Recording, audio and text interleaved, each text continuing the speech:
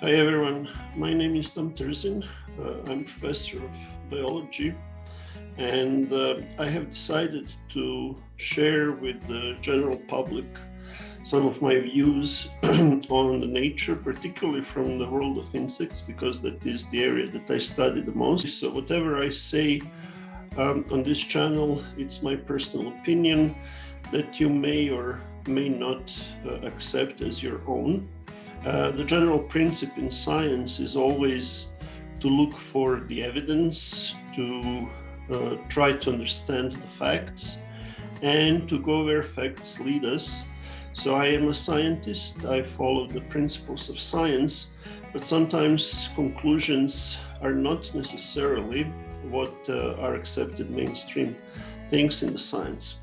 Because of that, I decided to call myself Bug Philosopher, and that will be my username here on YouTube on this channel. So my plan is to make weekly, sometimes if I have time, twice a week, presentations from the world of insects.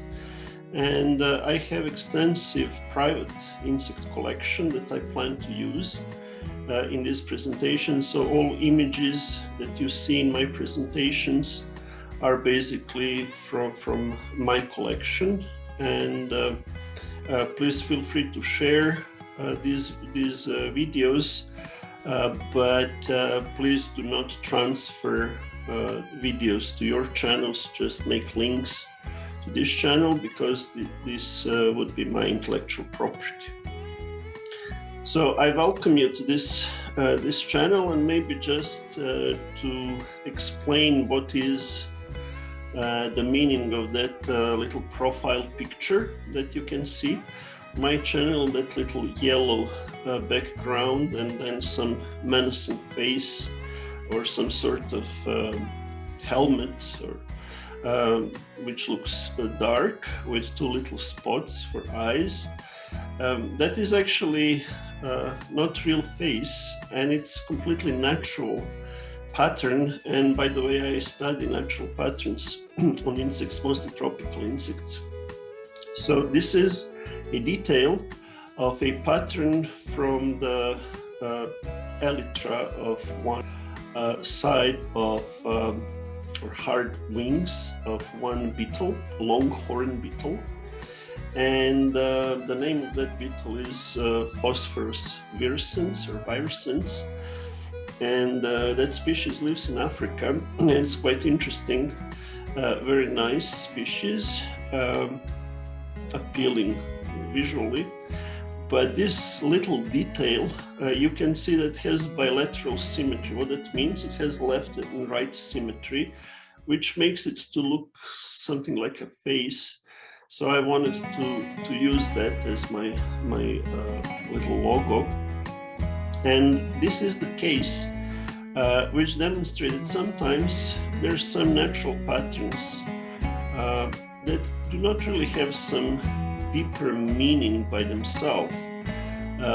This is highly variable species, by the way, and very often patterns are different. But this particular variation of that species looks like that menacing face and helmet. And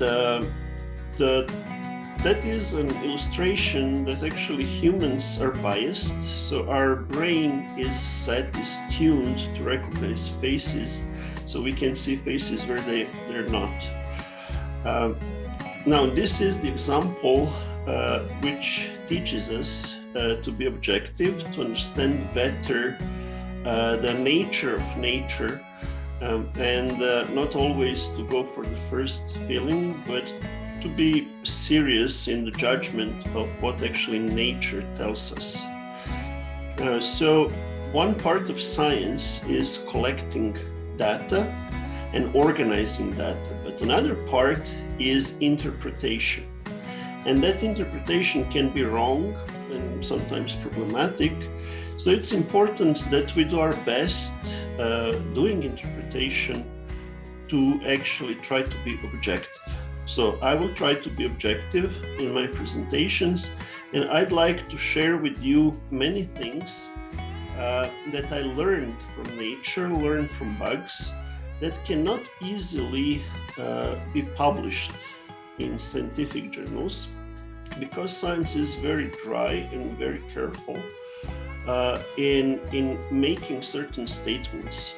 But here I act more like free thinker, and I'll give myself more freedom to give some interpretations that I think are based on the evidence, but are not the part of mainstream science. Now, why that is important? Science has that self-correcting feature, which is the great feature, but sometimes we forget about that and make some established teachings called dogma, which should not exist in science. So science is always self-checking and changing opinions based on the evidence.